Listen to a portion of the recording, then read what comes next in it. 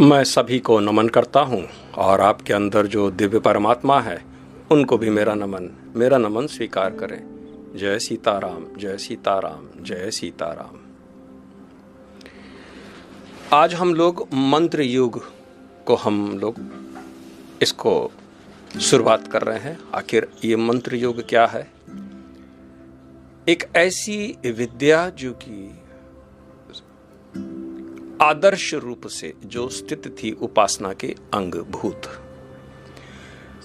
जब हम उपासना करते हैं बगैर मंत्र योग के ज्ञान के, हमारा उपासना बिल्कुल किसी भी कीमत में कोई भी फल देने वाला नहीं होता है। आखिर इस मंत्र योग के कारण ही हम लोग उपासना करते हैं। आखिर मंत्र योग में जो दिशा निर्देश दिए गए हैं उसी के कारण हम लोग किस प्रकार से पूजा करें, भगवान को किस प्रकार से नहलाएं धुलाएं इत्यादि, ये सब कर्म कांड के अंतर्गत में आता है।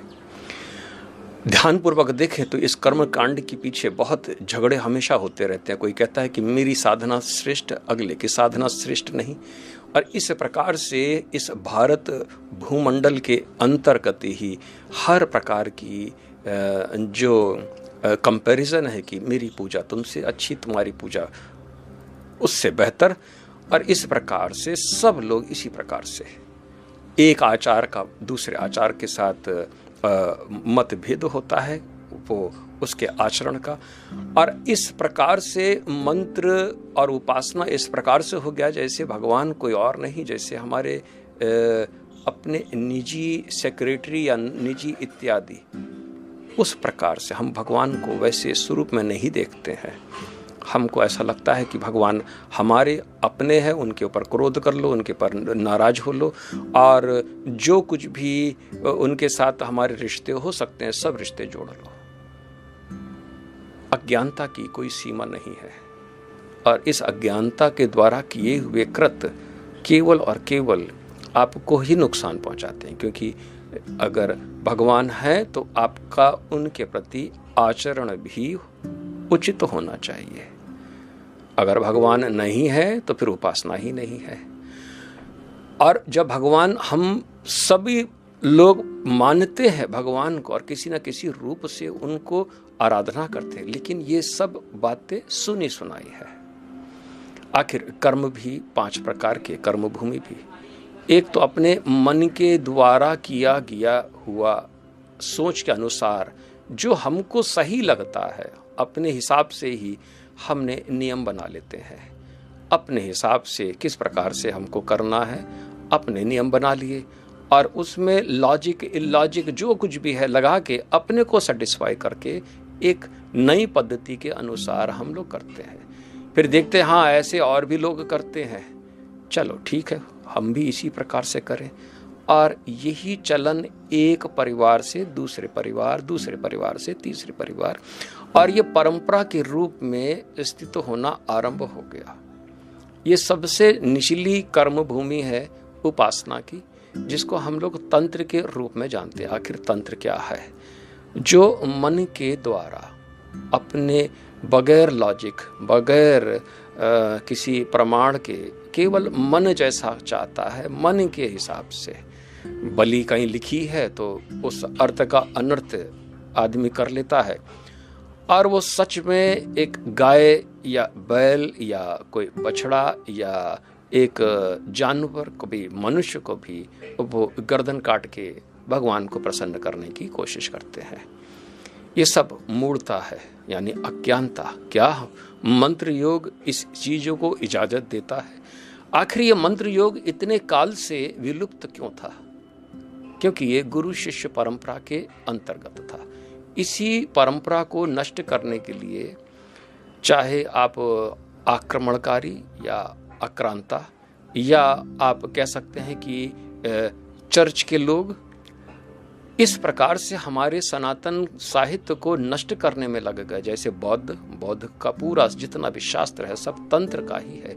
हालांकि उसकी उत्पत्ति सनातन धर्म से ही उत्पन्न हुई है, लेकिन बीच बीच में सब लोगों ने उसमें तंत्र की, उसके अंतर्गत तंत्र की शाखाओं को भी वहां पर बढ़ाता चला गया। क्योंकि जो वैदिक ज्ञान के अधिकारी नहीं थे, आखिर उन्होंने भी तय कर लिया कि कल से हम भी ब्राह्मणों जैसा बर्ताव करेंगे, क्षत्रिय जैसा बर्ताव करेंगे और बिना शुद्धि इत्यादि के हम पूजा करेंगे।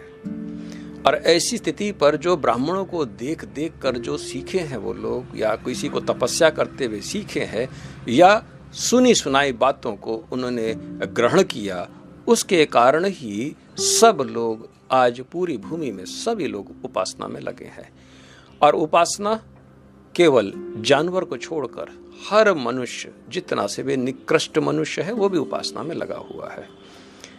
हाँ, कुछ आज के कुछ लिबरल लोग हैं वो जो भगवान को नहीं मानते हैं, लेकिन फिर भी भूत प्रेत की उपासना करते हुए अक्सर देखे जाते हैं। बहुत ही कम ऐसे लोग हैं जो बिल्कुल ही भगवान को मानते ही नहीं है, लेकिन किसी न किसी शक्ति इत्यादि की वो अपने मैनेजर की ही उपासना करने में लगे रहते, उन्हीं की चाटुकारिता करते हैं। क्या ये उपासना नहीं? ये भी उपासना ही है, क्योंकि उप माने किसी के नजदीक आसन लगा के बैठ जाना, जो प्रिय है। मंत्र योग अलग है। आखिर हम मंत्र योग के भीतर हम क्या चीज की चर्चा करेंगे? एक तो 16 अंग, इन एक एक अंगों को बड़े विस्तार से आप लोगों को समझाएंगे।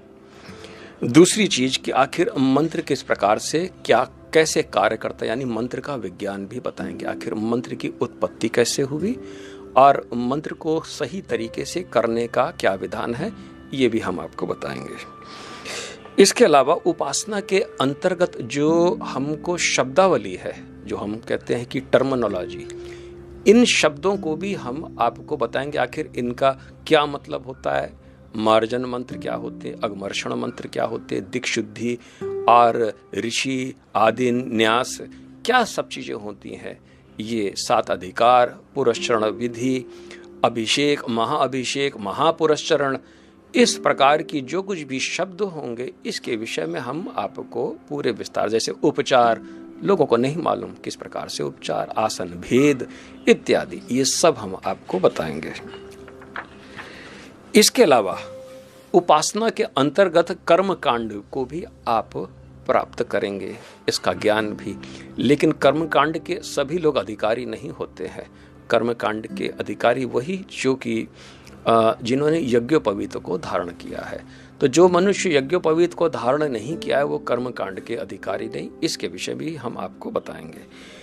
इसके अलावा किस प्रकार से जप करना है और ध्यान कैसे करना है, वो भी मंत्र को लेकर ध्यान, सगर्भ अगर्भ, किस प्रकार से सव्यय मंत्र और निर्व्यय मंत्र, इन मंत्रों को किस प्रकार से जाप करना है, मंत्र की किस प्रकार से शुद्धि करनी है, इस प्रकार का जो संपूर्ण ज्ञान है ये भी आप लोगों को पता चलेगा। क्या जो मंत्र आप जप ही करते चले आ रहे हैं बचपन से लेके, क्या वो हकीकत में फल देने वाला है, ये भी हम आपको बताएंगे। आखिर उस मंत्र के जो शुद्धि है, जो उसके कारक है, उसको किस प्रकार से करना है, ये सब विद्या मंत्र योग के अंतर्गत में। 100 वर्ष के ऊपर हो गए लेकिन मंत्र योग की चर्चा कोई भी नहीं करता है। हालांकि सन्यासियों के लिए मंत्र योग रामबाण है, क्योंकि जो उसके प्रथम चरण है, वो जो सन्यासी का जो प्रथम चरण है, जो 3 साल का होता है, 3 साल का, जिसको हम कुटी चक कहते हैं, उसके अंतर्गत ही वो मंत्र योग की साधना करता है। लेकिन आज बहुत से ऐसे सन्यासी हैं जो ये जानते भी नहीं कि सन्यास के अंतर्गत में उनको करना क्या है, मंत्र योग किस प्रकार से करना है और किस प्रकार से भाव समाधि को प्राप्त करना है, ये भी मंत्र योग के अंतर्गत है। आखिर मंत्र की उपासना करते करते हम जो समाधि को प्राप्त होते हैं, उस समाधि को ही भाव समाधि कहा जाता है। तो भाव समाधि को किस प्रकार से प्राप्त करना है, यही हम आपको बताएंगे। लेकिन आज हम आपको जो इनिशियल स्टेजेस है उस चीज उसको हम लेकर चलेंगे कि आखिर हम मंत्र योग की आवश्यकता क्यों है। जब सब लोग इस संसार में उपासना करते हैं तो क्या वो उपासना सही है या सनातन धर्म के अनुकूल है? लेकिन हम लोगों को ये शायद मालूम नहीं है कि सनातन धर्म हमको एक विशेष अधिकार देता है और मंत्रों को इसी प्रकार से करना है, यानी वैदिक सिस्टम। आखिर वेदों के द्वारा प्रेरित जो उपासना है, उस उपासना को मंत्र योग विज्ञान के द्वारा ही किया जाता है। आखिर मंत्र योग की स्थिति कहाँ है? अब जब हम धर्म के 4 पाद देखते हैं तो धर्म के 4 पाद, एक सामान्य धर्म, दूसरा विशेष धर्म, तीसरा आपदा धर्म और तीसरा असाधारण धर्म और चौथा है आपदा धर्म। जो सामान्य धर्म है यही देवताओं के अधीन है, जो विशेष धर्म है वो पितरों के अधीन है, और जो असाधारण धर्म है वो ऋषियों के अधीन है, और जो आपदा धर्म है वो त्रिदेव के अधीन है। तो ये धर्म के 4 पाद, और धर्म के जो पहला पाद है जो कि सामान्य धर्म है वो सभी को करना अनिवार्य है।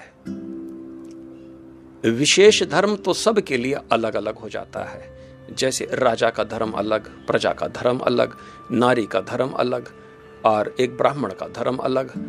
विशेष धर्म, क्योंकि विशेष धर्म के अनुसार ही आपका बर्ताव, आपका आचरण, और एक शिष्य का भी विशेष धर्म अलग होता है। लेकिन सामान्य धर्म तो सब के लिए है, क्योंकि वो देवताओं को प्रसन्न करने के लिए है और देवता के ही अधीन है। और इस सामान्य धर्म के अंदर 72 अंग हैं। अब 72 अंग के अंतर्गत जब हम ये भक्ति के द्वारा हम जब उपासना के अंग को हम देखते हैं, इस उपासना के अंतर्गत 4 प्रकार के योग बताए जाते हैं, जो कि मंत्र योग, हठ योग, लय योग और राजयोग। योग के भीतर सबसे पहला मंत्र योग ही है, ये बात भी लोग नहीं जानते हैं। और चूंकि मंत्र योग की पुस्तक भी नहीं है, ना मंत्र योग करने वाला कोई है, तो ऐसी स्थिति पर जो कुछ भी आज इंफॉर्मेशन अवेलेबल है उसके अनुसार जैसा भी आदमी जो कुछ भी कर रहा है, कोई अपने घर में हठ योग की पुस्तक ले आता है और वो हठ योग आरंभ कर देता है, और कहीं कोई कुछ और पुस्तकें तो मार्केट में है, उन पुस्तकों को देखकर उसमें मंत्र भी है, अगले ने किया उसका ये कार्य हुआ तो चलो हम भी कर लेते हैं। और यही विधा को पूरे भारतवर्ष पे फैला हुआ है। तो जब सनातन धर्म को हम फिर से प्रशस्त करना चाहते हैं तो फिर ऐसी स्थिति पर मंत्र योग अति आवश्यक है, क्योंकि ये सब इसी को पालन करते हैं। क्योंकि मंत्र योग में जब भाव समाधि आपको प्राप्त हो जाती है तभी उसके पश्चात ही आप दूसरे योग यानी हठ योग में फिर आप आगे बढ़ते हैं, इससे पहले नहीं। भाव की समाधि के पश्चात ही तभी हठ योग में प्रस्थान किया जाता है। और सन्यासियों को ये ज्ञान अति आवश्यक है, क्योंकि 3 साल के पश्चात जब वो कुटी चक्र का जब वो भाव समाधि को प्राप्त कर लेते हैं, इसके पश्चात वो बहुतक में प्रवेश करते हैं। बहुतक को ही इसका ज्ञान गुरु के द्वारा प्राप्त होता है कि अब भाव समाधि को प्राप्त कर लिया है कुटी चक्र के अंतर्गत, अब आपको हर हाल में 3 वर्ष के भीतर ही हठ योग की बोध समाधि को भी हर हाल में ग्रहण कर लेना है। और वो इसके पश्चात ही वो हठ योग के अंतर्गत वो अपना साधना को पूर्ण करता है और बोध समाधि को प्राप्त करता है। इसके पश्चात फिर वो हंस रूप में परिणित होता है और हंस में गुरु के उपदिष्ट अनुसार लय योग को प्राप्त होता है और अंतोगत्वा परम हंस की स्थिति पर ही वो राजयोग का अधिकारी होता है। ये सनातन धर्म की परंपरा है, उपासना की विधि। लेकिन हम क्या इस उपासना विधि को मानते हैं? अगर हम एक ओपिनियन पोल लें तो 99% आदमी बोलेगा ये तो सब कोरी बकवास है, हम आपकी बात को क्यों सुने? जो हमारे माता पिता करते चले आए हैं वही हम उसको पालन करते। हमने अपने पिता को इस प्रकार से पूजा करते देखा है और हमारे पिताजी शायद अपने पिता को देखते हुए, क्योंकि ये परंपरा इसी प्रकार से चली आ रही है। लेकिन क्या हम लोग भूल गए हैं कि हमारे देश में 12वीं शताब्दी से आक्रांताओं ने बहुत हमले किए और हमारे पूजा पद्धति को सर्वनाश करने के लिए बहुत कुछ किया। और उसी का नतीजा ये है कि आज ये केवल कुछ ही लोगों के अंतर्गत है।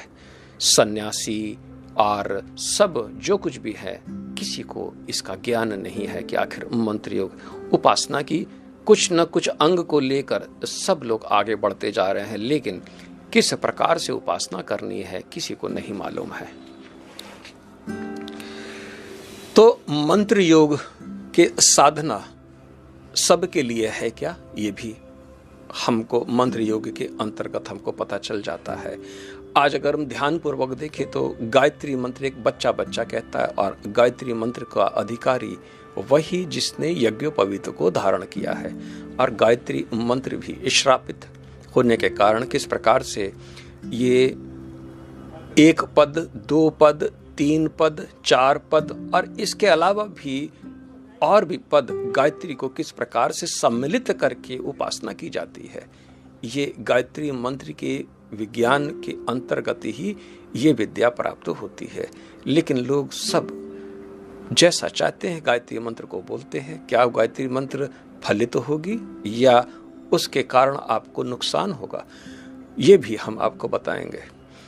जब मनुष्य गलत तरीके से मंत्रों का जाप करता है तो मंत्र के आगे और पीछे भी अशुद्धियां होती हैं, और उन अशुद्धियों को दूर नहीं करते हैं तो आपके घर में मृत्यु जैसा दुख, दरिद्र इत्यादि सब कुछ आता है और आप अपवित्र हो जाते हैं। और देवता को उस स्थान में आने के बजाय आप अभिचार करते हैं, यानी कि डिसरिस्पेक्ट। देवता को आप आवाहन करें, लेकिन मंत्र आपने उसको गलत तरीके से पढ़ा या उसको आपने शुद्धि नहीं की। तो ऐसी स्थिति पर अब जैसे मैं ही आपके घर में आया हूं और आपने मुझे आसन ही गलत आसन दिया या गंदा आसन दिया, तो मैं उसमें क्यों बैठूंगा? मैं तो कहूंगा कि ये तो आपने मेरे साथ डिसरिस्पेक्ट किया है। अतिथि को इस प्रकार से बुलाने के पश्चात आपने उसके साथ ऐसा क्यों किया है?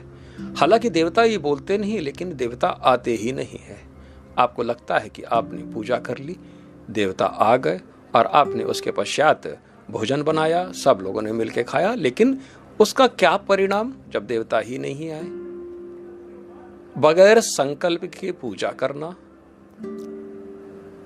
बगैर प्रदक्षिणा करना, बगैर शुद्धि के द्वारा हम पूजा करते हैं और सब लोग करते हैं, क्योंकि हम लोग भूल गए। हमसे भी लोग कहते थे कि मंत्र कैसे करते हैं, कृपया मुझे बताएं, लेकिन हमने भी उनको नहीं बताया, क्योंकि बताने का कारण जब तक छोटा मोटा ज्ञान न हो तब तक इस मंत्र योग का ज्ञान सार्थक नहीं हो सकता है। और ये छोटा मोटा ज्ञान का अर्थ है ज्ञानता, संन्यासता और योग के कुछ अंग। 3 साल गुजर गए, ज्ञानदा के पश्चात संन्यासता, संन्यासता के पश्चात अब मैं योगदा के अंतर्गत में अब मैं आप लोगों को मंत्र का ज्ञान बताने जा रहा हूं। और इस संसार में सभी लोग अपने को श्रेष्ठ समझते हैं, सब मंत्र करते हैं और सब एक से एक अपने को जानते हैं कि मैं ही श्रेष्ठ हूं, मैं इतने 24 लाख मंत्र मैंने जाप कर लिया, मैं श्रेष्ठ हूं और ये है और इत्यादि इत्यादि। लेकिन अगर उनसे पूछा जाए क्या तुमको भाव समाधि की प्राप्ति हुई है, क्या देवताओं का दर्शन तुमको प्राप्त हुआ है, तब ऐसी स्थिति पर उनके चेहरा देखने योग्य होता है। लेकिन फिर भी करते हैं। कुछ लोग तो सवेरे से 4 घंटे पूजा करते हैं, दोपहर तक करते हैं और उसके पश्चात इतना क्रोध भी करते हैं, उनके घर में किसी प्रकार की कहीं सुख कहीं शांति नहीं, न उनके मन के भीतर, न अंदर, न बाहर, बिल्कुल राक्षस हो जैसा।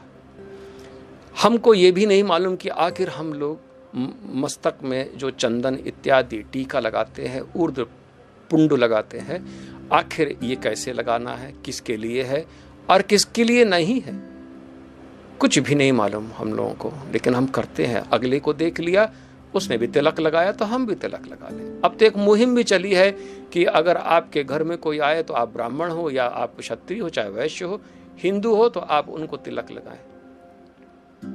ठीक है, बात अच्छा लगता है, लेकिन तिलक का महत्व क्या है, आखिर किसको क्या कौन सा तिलक कैसे लगाना है, इसके विषय में आप लोगों को भली प्रकार से जानकारी। पूर्ण रूप से मंत्र योग की साधना केवल और केवल उन्हीं लोगों के लिए है जो जागरूक हैं, और इसके साथ जो भी मनुष्य खिलवाड़ करता है वो केवल नरकगामी, यानी मंत्रों का दुरुपयोग नरक को ले जाने वाली स्थिति आपको बनाता है। और यही कारण है कि मंत्रों का लाख जाप करने के पश्चात भी उसको प्रेत योनि ही प्राप्त होती है, देवताओं की योनि प्राप्त नहीं होती है। लेकिन जब वही मंत्र हम किसी ब्राह्मण को अपने घर में बुलाते हैं और एक किसी आचार्य को बुलाते हैं, पूजा करवाते हैं, वो पूजा करता है, विधि विधान से करता है, और उसके पश्चात हम भली प्रकार से सुख का लाभ भी पाते हैं। लेकिन अगर वही पंडित या वही आचार्य आपके सामने कुछ ऐसा पूजा पद्धति के रूप में ले ले जिसमें कि पंचगव्य का प्रयोग, गौमूत्र का सेवन इत्यादि ये आपके घर में छिड़कवा दे, तो आप पागल हो जाते हैं। आप सोचते हैं कि ये तो सब गलत हो गया, जबकि विधि विधान है। आखिर एक एक की शुद्धि किस प्रकार से की जाती है। आप जब साबुन से नहाते हैं तो आपको साबुन की आवश्यकता पड़ती है स्नान करने के लिए, लेकिन जैसे तांबे के बर्तन को साबुन से धोने से कोई लाभ नहीं, उसके लिए तो आपको नींबू इत्यादि यानी कि खटास का प्रयोग करना पड़ता है, और नींबू इत्यादि का प्रयोग करने से ही उसकी सफाई होती है। और किसी बर्तन में राख लगाया जाता है तब वो साफ होता है, और किसी बर्तन में कुछ और दूसरे चीज का केमिकल का प्रयोग किया जाता है उसको सफाई करने के लिए। इसी प्रकार से हमको भी कई प्रकार की जो अशुद्धियां हैं उनको शुद्ध करने के लिए विभिन्न विभिन्न द्रव्यों का या सामग्रियों का प्रयोग करते हैं। क्या हम अपने देह में सब कुछ लगा के साफ हो जाएंगे? ये सब मंत्र विद्या यानी कि मंत्र योग के अंतर्गत में ये प्राप्त होता है। जब गुरु और शिष्य, आखिर गुरु और शिष्य की परंपरा क्या है? गुरु और शिष्य आपस में दोनों केवल वार्तालाप करने के लिए नहीं होते हैं, जबकि गुरु अपने शिष्य को एक एक योग की विद्या बताता है, एक एक योग को उससे करवाता है। यही गुरु शिष्य की परंपरा है।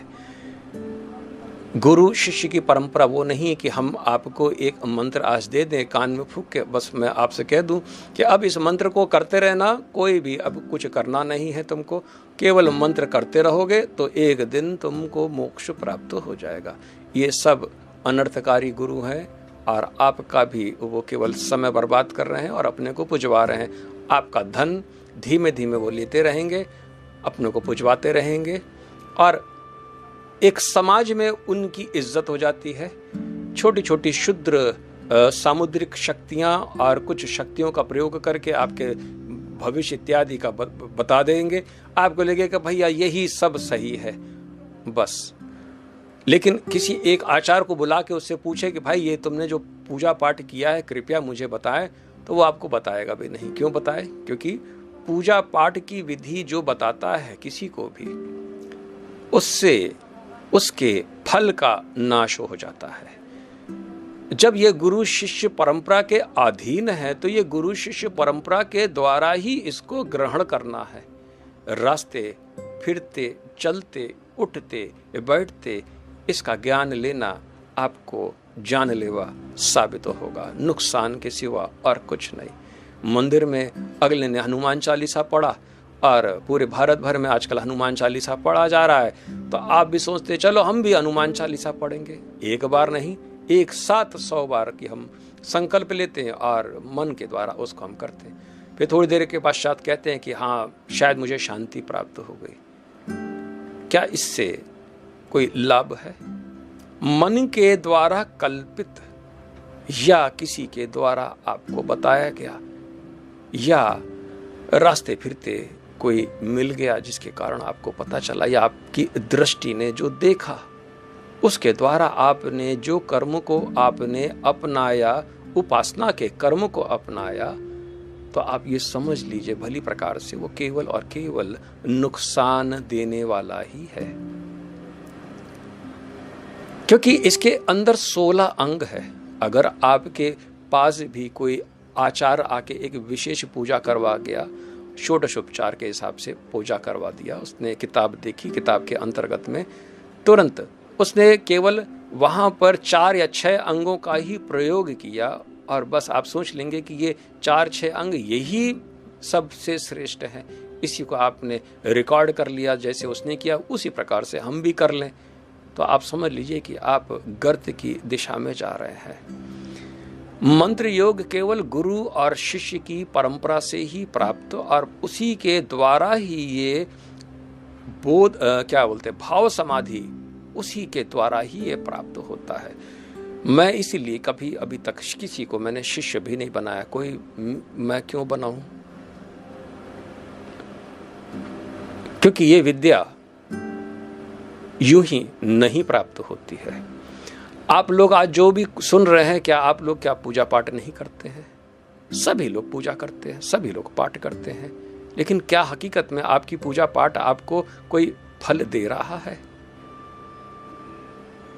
क्या आपको दिव्य ज्ञान की प्राप्ति हो रही है? क्या आपके अंदर सात्विक गुणों का प्रभाव हो रहा है? क्या आपके बच्चों के अंदर भी सात्विक गुण हो रहे हैं? अगर ये प्रश्न अगर आप अपने से पूछेंगे तो आपको मेरी बात बड़ी अजीब सी लगेगी। आपको लगेगा कि नहीं, मैं सही नहीं कह रहा हूं और भगवान के ही नाम से तो हमारा घर चल रहा है। ये तो केवल एक दिलासा देने की बात है, लेकिन जो ज्ञान विज्ञान है वो बहुत ही आवश्यक है।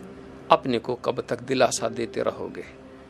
इसलिए इस ज्ञान को अति आवश्यक सुनना और इसके पश्चात लोगों में इसकी चर्चा करना, तभी सनातन धर्म प्रशस्त होगा।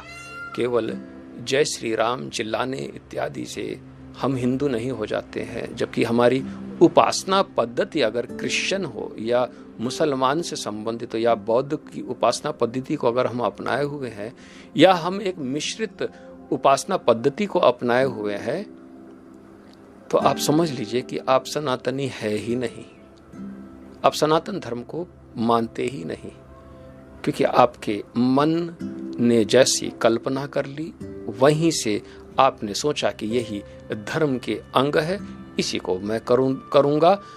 और चूंकि अब तो बड़ी विकट समस्या हो जाती है, किसी छोटे बच्चे को अगर समझाया जाए, उसको सही दिशा दी जाए तो वो तो स्थिर है, लेकिन जब हम इसी पूजा को जो हम करते चले आ रहे हैं, 50 साल कर लिए, कोई 60 साल, कोई 70 साल इसी पूजा की पद्धति में लगा है, तो अब वो इस मंत्र योग को क्यों सीखेगा?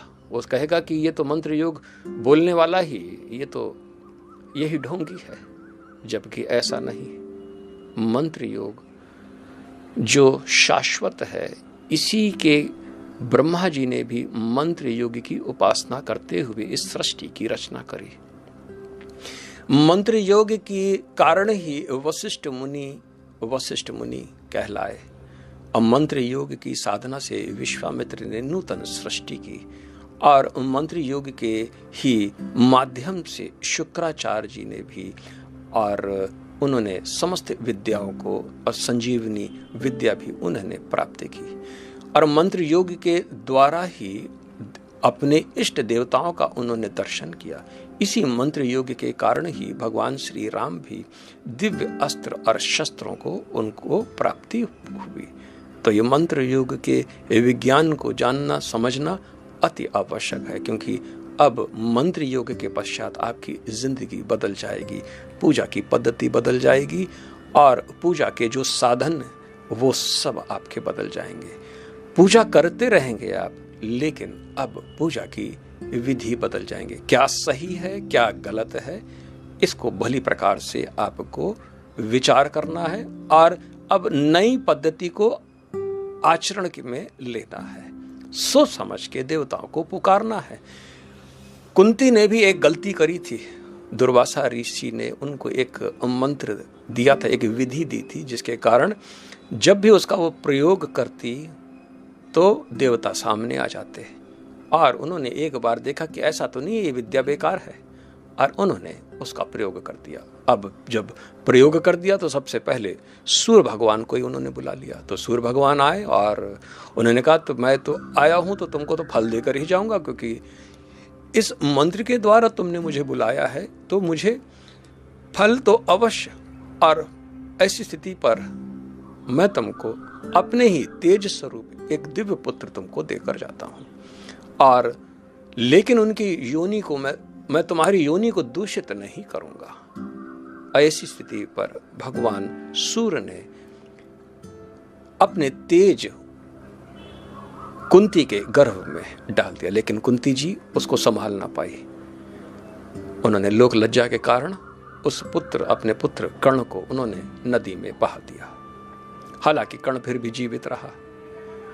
तो हम देवताओं का जो अभिमंत्रण किया जाता है, किस प्रकार से प्रयोग किया जाता है, जो आप 25 साल से जो कुछ भी जो उपासना में रत है, लेकिन फिर भी मैं आपसे कहूं कि वो सब 1 महीने की नई उपासना पद्धति जो सनातन धर्म के द्वारा जो उपदिष्ट ज्ञान है उसके अनुसार करते, तो 1 महीने के भीतर ही आपको समस्त सिद्धियों इत्यादि सबकी प्राप्ति, आपके घर में शांति, सुख, समृद्ध और घर में सात्विक उन्नति भी आप देखेंगे। इस मंत्र की योग की इतनी सुंदरता है। हालांकि इसको छुपा के रखना है, लेकिन इसको देना भी है। लेकिन किसको देना है? जो योग्य है, और अयोग्य पुरुष को मना करना है कि भाई इस प्रकार से नहीं करना है, अन्यथा आपको फायदे नहीं नुकसान ज्यादा होंगे, ये भी आपको बताना है। लेकिन अगर आपने मंत्र योग की ज्ञान किसी को दी है तो आपके द्वारा पुण्य जो भी है वो सब उसमें नष्ट हो जाते हैं। तो जब तक आप हमें से न पूछें कि अगले को मुझे बताना है, तब तक आप किसी को न बताएं। आप अपनी पूजा करें, लेकिन अगर किसी को बताना भी है तो आप अपने बच्चों को बताएं, अपने परिवार के भीतर बताएं। किसी दूसरे परिवार को बताने की आवश्यकता नहीं है। अगर दूसरे परिवार को बताना है तो मुझे बता दें और मैं फिर आपको बता दूंगा कि इस प्रकार से उनको बताएं, क्योंकि ये विद्या गुरु शिष्य परंपरा के ही अधीन है। गुरु के द्वारा दिया हुआ मंत्र वही मंत्र कार्य करता है। किताब से लेके आपने मंत्र उठा लिया तो फिर वो मंत्र की कोई वैल्यू नहीं है।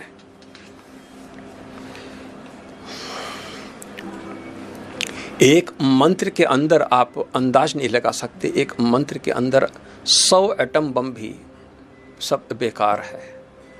अगर एक साथ 1000 एटम बम भी एक साथ फोड़ दें तो मंत्र के अंदर उससे भी कहीं अधिक शक्ति होती है। तो मंत्र का अगर प्रयोग अनधिकृत रूप से अगर आप करेंगे तो आप पूरी तरीके से नष्ट हो जाएंगे। इसलिए पहले एक मंत्र के अंदर ही ब्रह्मास्त्र यानी कि हवा को रोक देना, पानी को सुखा देना और ब्रह्म के अस्त्र यानी कि पूरे विध्वंसकारी उसका प्रयोग होता है मंत्र के ही। तो अगर मंत्र सिद्ध हो जाए तो इसलिए वो आप अंदाज भी नहीं लगा सकते आखिर मंत्र के अंदर कितनी शक्ति, क्योंकि ये सारा संसार कंपन बगैर कंपन, और तो मंत्र ही सबसे पहला कंपन है और उसी के कंपन से ही ये आकाश की उत्पत्ति, आकाश के द्वारा वायु की उत्पत्ति, वायु के द्वारा अग्नि की उत्पत्ति और अग्नि के द्वारा ये जल की उत्पत्ति और जल के द्वारा इस पृथ्वी की उत्पत्ति। तो वो पहला जो कंपन है वही कंपन, वही मंत्र की वही स्थिति, यानी मनुष्य को उस लेवल तक जाना है, उस मंत्र के कंपन को फिर वहीं से दिशा निर्देश देना है और तब जाकर मंत्र कार्यरत होता है। इसलिए अंदर बहुत ही ऊर्जा है, ब्रह्मांड को नष्ट करने की भी ऊर्जा मंत्रों के अंदर है। इसलिए इसको किसी के द्वारा उपदिष्ट नहीं, केवल गुरु और शिष्य के परंपरा के द्वारा ही इसको प्राप्त करने योग्य है। आखिर इस मंत्र योग के अंतर्गत है क्या? इसके अंदर 16 अंग है। ये वही मंत्र योग है जिसके अंदर 16 अंग से भगवान की उपासना निर्धारित की जाती है, जिसको कर्म कांड भी कहा जाता है। आखिर कर्म कांड के विषय में इतना विस्तृत ज्ञान है, हर आदमी का अलग प्रकार का कर्म कांड। साउथ इंडिया में चले जाएंगे तो वो अलग प्रकार का, क्योंकि जिस मंत्र को हम लोग अपने को प्यूरिफाई करते हैं, कुछ लोग उसी मंत्रों को भगवान का अभिषेक भी करते हैं। इस प्रकार के मंत्र भी है। जब हम और भगवान के बीच के भेद को मिटाना या भगवान को अपने शरीर के अंदर स्थापित करना है, उन मंत्रों का भी प्रयोग किया जाता है। अभिषेक में भी अगर उन मंत्रों का प्रयोग किया गया तो आप निश्चित तौर से आप देखेंगे कि आपकी पूजा 100 गुनी एकदम सार्थक हो जाती है। आखिर कौन से मंत्र हैं, कैसे हैं, ये सब आपको पूरा पता चल जाएगा। तो धर्म के उपांग के अंतर्गत मंत्र योग जो कि साधारण धर्म के अंतर्गत है, और इसके अंदर 16 विधाएं हैं, 16 अंग हैं, और इन अंगों के अंदर भी कई प्रकार के अंग है जो कि इस प्रकार से है। और सबसे पहला अंग है भक्ति। भक्ति भी 3 प्रकार की, वैदी, रागात्मिका और पराभक्ति। इसके पश्चात है शुद्धि। आखिर शुद्धि भी कई प्रकार की होती है कि हम लोग शुद्धि तो हम नहा धो के भी शुद्ध होते हैं। एक बाहर से शुद्धि होती है, एक अभ्यंतर अंदर से शुद्धि होती है, एक दिशाओं की शुद्धि होती है, दिक शुद्धि, एक स्थान की शुद्धि होती है, और अभ्यंतर शुद्धि होती है। इस प्रकार से शुद्धि भी कई प्रकार की होती है। तो भक्ति, शुद्धि, आसन, पंचांग सेवन, आचार। आचार का अर्थ हुआ हमारा किस प्रकार से भगवान के प्रति आचरण है। धारणा, दिव्य देश सेवन, प्राण क्रिया, मुद्रा, तर्पण, हवन, बलि, याग, जप, ध्यान, और 16वां है अंतिम समाधि। जैसे भक्ति 3 प्रकार की होती है, शुद्धि भी कई प्रकार की होती है, इसी प्रकार से आसन भी। आखिर हम किस आसन में हम बैठे, और आसन में बैठने का अर्थ भी है, और इसके अलावा हम कौन से आसन को प्रयोग करें, ये भी आसन भेद के द्वारा हमको ये बात पता चल जाएगा। और आसन, कौन से आसन को हमको ग्रहण करना है। हम जब तर्पण करते हैं तो हमारा आसन बदल जाता है, पूजा करते हैं तो हमारा आसन बदल जाता है। ये सब आसन के द्वारा आपको प्राप्त होगा। इसके पश्चात पंचांग सेवन। आप सोचते होंगे कि ये एस्ट्रोलॉजी में जो पंचांग आता है उसका सेवन, बात सत्य है, उसका तो सेवन करना ही है, क्योंकि किस समय आपको पूजन करनी है इसका तो आपको देखना ही है। लेकिन पंचांग सेवन का अर्थ होता है कि 5 चीजों से भगवान को प्रसन्न करने की जो लिटरेचर है, जो विद्या है, उसको आपको करना है। आखिर ये पंचांग सेवन के अंतर्गत में सबसे पहले आता है कवच, फिर सहस्त्र नाम के पश्चात स्तोत्र, स्तव्य, गीता, फिर उसके बाद स्तव्य के अंतर्गत हम भगवान की स्तोत्र द्वारा उनकी उपासना करते हैं, जैसे पुरुष सूक्त इत्यादि, जैसे यमाष्टक या भगवान के और भी स्तोत्र हैं, उनके हिसाब से भगवान की उपासना करना। और अंतिम होता है हृदय के कारण ही भगवान अपने हृदय में, आपके हृदय में प्रवेश करते हैं। जैसे गायत्री का हृदय हुआ, और हम लोगों को भली प्रकार से मालूम है आदित्य हृदय स्तोत्र। सब देवताओं के अलग अलग हृदय होते हैं, लेकिन ये भी गुप्त होते चले गए। अब आपको ढूंढना पड़ेगा, क्योंकि पंचांग सेवन के अंतर्गत में, और गीता भी, अब पंच उपासना के अंतर्गत भी गीता भी 5 प्रकार की है। अब पंच उपासना के अंतर्गत हम शक्ति की उपासना करते हैं, शिव की उपासना करते हैं, हम गणेश की उपासना करते हैं, इसके अलावा हम सूर्य भगवान की उपासना करते हैं, शंकर की उपासना करते हैं। तो ये 5 हो गए। तो सबकी अलग अलग गीता है, सबके अलग अलग सहस्त्र नाम है, तो सबके अलग अलग, तो ये पंचांग सेवन के अंतर्गत में आता है। तो पंचांग सेवन के पश्चात आचार। आखिर हमको यही नहीं मालूम कि किस आचार को हम शिरोधार करने के लिए उपासना करते हैं। जिस प्रकार से हमने आपको पहले बताया था कि हम मन के द्वारा कल्पित जो हम आचरण भगवान के सामने प्रस्तुत कर रहे हैं और जिस आचार के द्वारा हम भगवान की उपासना कर रहे हैं, क्या वो तंत्र का आचार है यानी वामाचार है, या जो वैदिक शास्त्रों के अनुकूल है, या जो सन्यासी जो ज्ञान में परम जो उत्कर्ष को लेकर आगे भगवान के साथ अपना सामंजस्य को स्थापित करता है, वो क्या आचरण है, कौन सा आचरण है, किस आचरण के द्वारा हम भगवान को अपने पास बुलाते हैं, ये आचरण भी किस प्रकार से है।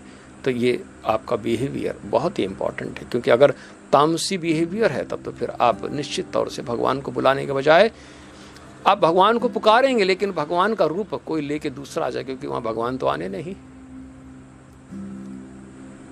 भूत प्रेत। और यही आचरण के कारण ही आज मंदिर में मूर्तियां अवश्य है, लेकिन उन मूर्तियों में भूत प्रेत और असुरों का ही वहां पर वास है। भली प्रकार से समझ ले इसको, हम आगे चल के इसको विस्तार से बताएंगे। इसके पश्चात धारणा, आखिर धारणा क्या है, और धारणा के अंतर्गत ही हम लोग किस हिसाब से भगवान की, आखिर हम किस धारणा के द्वारा अगर हम हठ योग के द्वारा धारणा को देखते हैं तब हम धारणा को अलग जानते, लेकिन मंत्र योग की धारणा भी अलग है, इसकी धारणा भी विशेष रूप से अलग होती है। तो इस धारणा के विषय में ही हम आपको बताएंगे। इसके अलावा दिव्य देश सेवन, आखिर दिव्य देश सेवन यानी किन जगह पर भगवान की उपासना आपको करनी चाहिए, किन जगह आपको पूजा नहीं करनी चाहिए, कौन से ऐसे स्थान हैं, किस जानवर के घर में होने पर आपकी पूजा फलित नहीं होती है, इत्यादि इत्यादि। घर में कौन से पेड़ पौधे लगाने चाहिए और पंचवटी का क्या स्वरूप है, इत्यादि इत्यादि। यानी कि दिव्य, और ऐसे दिव्य देश भी 16 है। इन 16 स्थानों के विषय में हम आपको पूर्ण रूप से बताएंगे। प्राण क्रिया, हालांकि प्राण क्रिया तो प्राणायाम ही है, लेकिन इसी के अंतर्गत न्यास भी है। इन दोनों का समन्वय से ही हम प्राणायाम की विधि को जन्म देते हैं।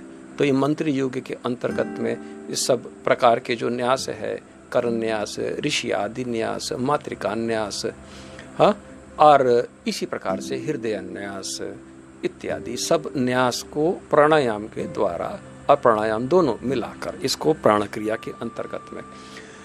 मुद्रा यानी हाथ के कुछ जेस्चर्स हैं, हाथ की कुछ साइंस है, जैसे योनि मुद्रा, लिंग मुद्रा और संपुट मुद्रा और निर्वाण मुद्रा। हर देवता के अलग अलग मुद्रा, हर देवता के अलग अलग मुद्रा, और उन मुद्राओं को पूजा के समय पर जप करने से पहले भगवान को आवाहन के पश्चात दिखाया जाता है। आप लोगों ने कभी देखा होगा कोई सन्यासी पूजा पाठ करते हुए शंकर भगवान की अगर पूजा कर रहा है तो शंकर भगवान को मुद्राएं प्रदर्शित करके उनको फूल, जल इत्यादि सब करते हैं।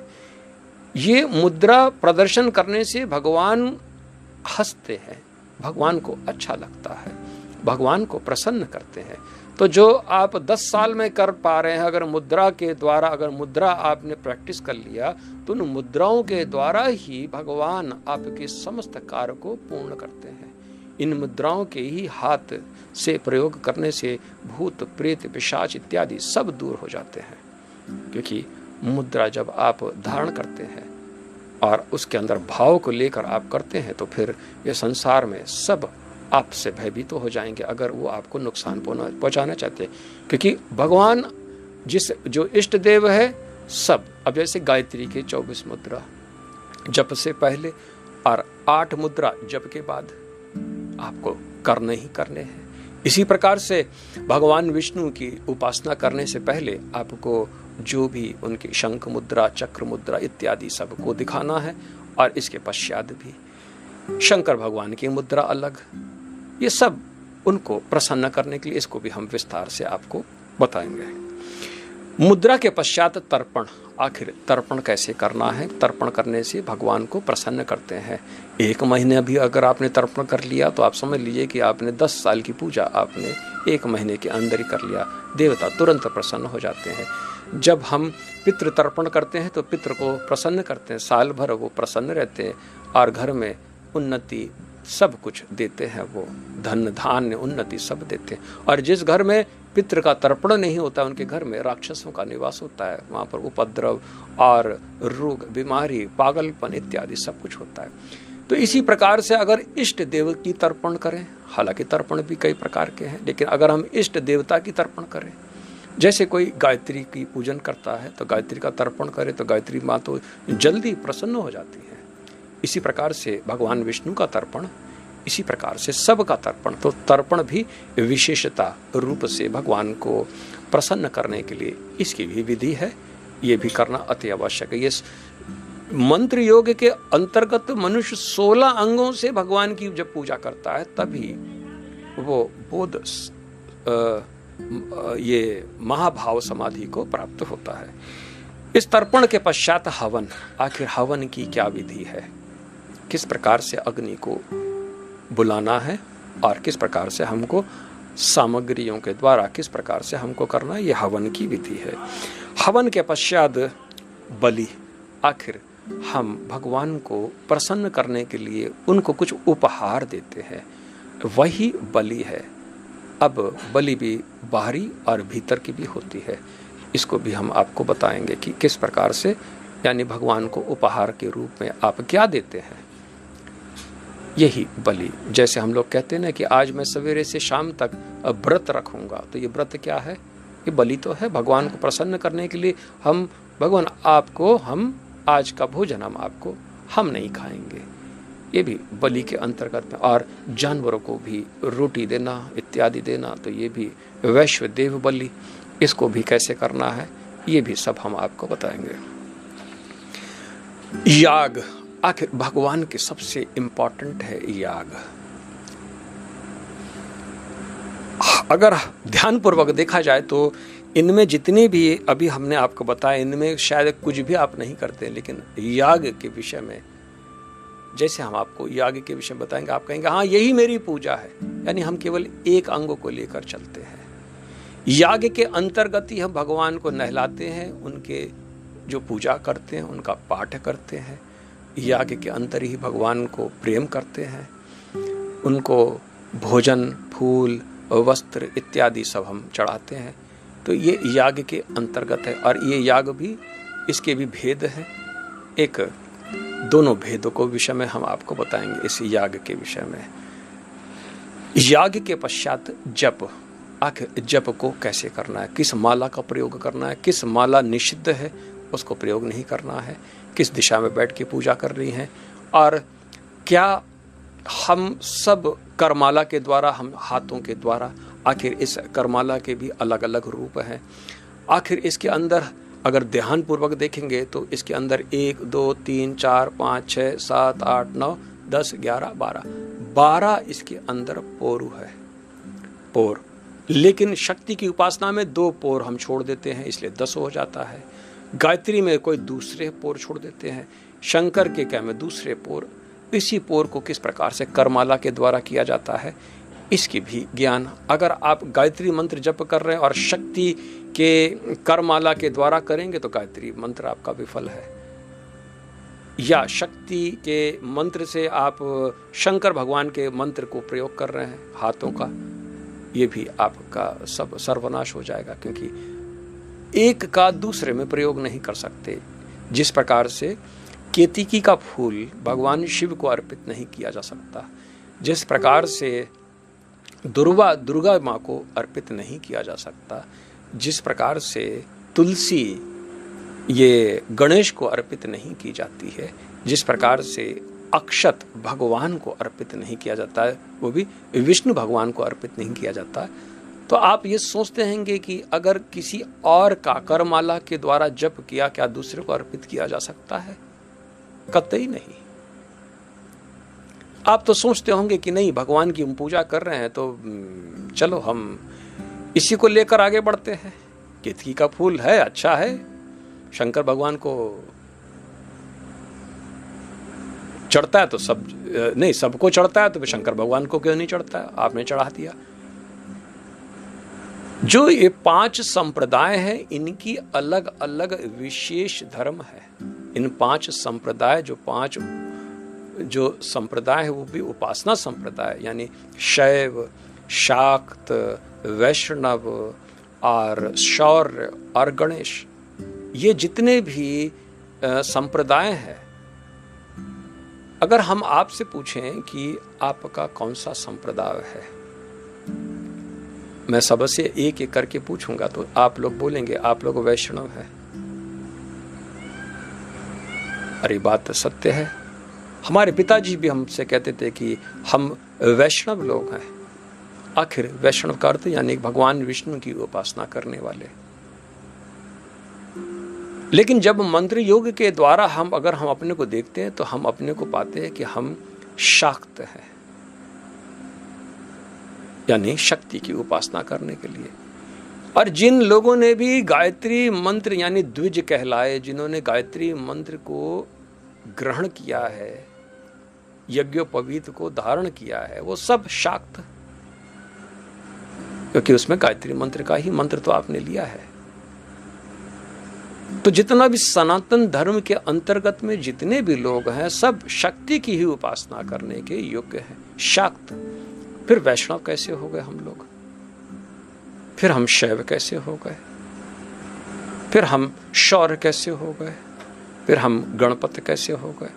लेकिन अगर हमने दीक्षा ली है शक्ति की और हम वैष्णव की पूजा करने लग जाएंगे तो भी हम उसको फल की हमको प्राप्ति नहीं होती है।